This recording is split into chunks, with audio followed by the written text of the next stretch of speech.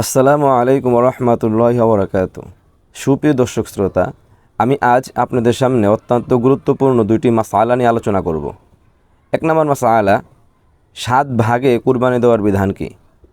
ভাগে কুরবানি দিতে চাইলে তাহলে তার করণীয় কি? দ্বিতীয় যে মাসআলাটি নিয়ে আলোচনা করব সেই মাসআলাটি অত্যন্ত গুরুত্বপূর্ণ। সেই মাসআলাটি হচ্ছে, যদি কোনো ব্যক্তির উপরে কুরবানি ওয়াজিব হওয়া সত্ত্বেও যদি সে কুরবানি আদায় না করে থাকে তাহলে তার করণীয় কি? এই দুইটি বিষয় আলোচনা করেই আলোচনা শেষ করে দেব ইনশাআল্লাহ তাআলা। প্রথম যে মাসআলাটি নিয়ে আলোচনা করার কথা ছিল আমাদের, সেই মাসআলাটি হচ্ছে ভাগে কুরবানি করার বিধান কি? একটি পশুতে সর্বোচ্চ 7 জন ভাগী হয়ে কুরবানি করতে পারবেন। এই 7 জন ভাগী হয়ে কুরবানি করার যে পশুটা আছে, এই পশুটা কিন্তু সমস্ত পশুর ক্ষেত্রে প্রযোজ্য নয়, বরঞ্চ যে সমস্ত পশু আকারে বড়, যেরকম উট এবং গরু, এই উট এবং গরুর সাথেই এই 7 জন ভাগী হয়ে কুরবানি করার হুকুমটা প্রযোজ্য।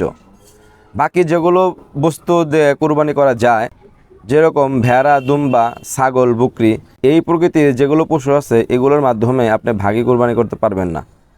শুধুমাত্র কেবলমাত্র উট এবং গরুর সাথেই এই হুকুমটা প্রযোজ্য। এই ব্যাপারে হযরত জাবের রাদিয়াল্লাহু তাআলা আনহু থেকে একটি হাদিস বর্ণিত।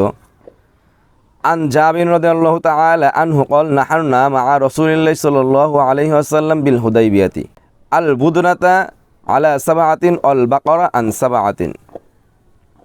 হযরত জাবের রাদিয়াল্লাহু তাআলা আনহু বলেন, আমরা রাসূলুল্লাহ সাল্লাল্লাহু আলাইহি ওয়াসাল্লামের সাথে হুদাইবিয়া প্রান্তরে কুরবানি করছি। কিভাবে কুরবানি করছি? একটি গরুতে 7 জনের পক্ষ থেকে ভাগী হয়ে এবং একটি উটে 7 জনের পক্ষ থেকে ভাগী হয়ে কুরবানি করছি। তাহলে এই হাদিসের মাধ্যমে আমরা এটা বুঝতে পারলাম যে সফর অবস্থায় তারা কুরবানি করেছেন 7 জনে ভাগী হয়ে। এখন আসুন মুকিম অবস্থায়ও যে ভাগী কুরবানি করা যায় এটা প্রমাণ করি। এ ব্যাপারে ইমাম নাসাই রহমতুল্লাহি আলাইহি তার নাসাই কিতাবের মধ্যে একটি হাদিস উল্লেখ করেছেন। এই হাদিসটিও হযরত জাবের রাদিয়াল্লাহু তাআলা আনহু থেকে বর্ণিত। আন জাবির রাদিয়াল্লাহু তাআলা আনহু قال أن النبي صلى الله عليه وسلم قال البقر على 7 والجزور عن 7। হযরত জাবের রাদিয়াল্লাহু তাআলা আনহু থেকে বর্ণিত, তিনি বলেন যে রাসূলুল্লাহ সাল্লাল্লাহু আলাইহি ওয়াসাল্লাম বলেছেন, একটি উট 7 জনের পক্ষ থেকে এবং একটি গরু 7 জনের পক্ষ থেকে জবাই করো। তাহলে এই দুইটি হাদিসের মাধ্যমে ভাগী কুরবানি করাটা প্রমাণিত হয়ে গেল। এখন লক্ষণীয় বিষয় হচ্ছে 7 জনের অতিরিক্ত ভাগী হওয়া জায়েজ নেই।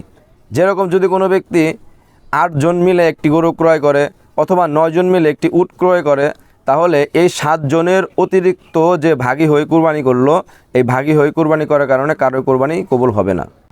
সর্বোচ্চ পরিমাণ ইসলামী শরীয়ত আমাদেরকে নির্ধারণ করে দিয়েছে 7 জন।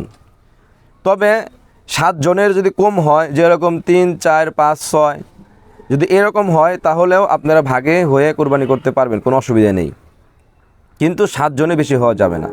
তাহলে আলোচনার মাধ্যমে আমরা এটা বুঝতে পারলাম যে ভাগে কুরবানি করা এটা ইসলাম শরীয়ত সম্মতভাবে বৈধ।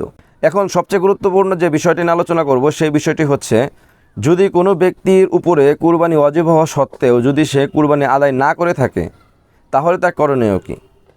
যদি কোনো ব্যক্তির উপরে কুরবানি ওয়াজিব হয়েছে এবং প্রতি বছরে তার উপরে কুরবানি ওয়াজিব হয়, তাহলে এরকম ব্যক্তি যদি কুরবানি না করে থাকে তাহলে এই বিগত বছরগুলো যে সে কুরবানি করলো না, এই কুরবানি না করার কারণে প্রত্যেক বছরের জন্য একটি করে কুরবানির উপযুক্ত ছাগলের মূল্য সদকা করে দিতে হবে আল্লাহ তাআলার রাস্তায়, এবং পূর্বের গুনার জন্য তার তওবা করতে হবে।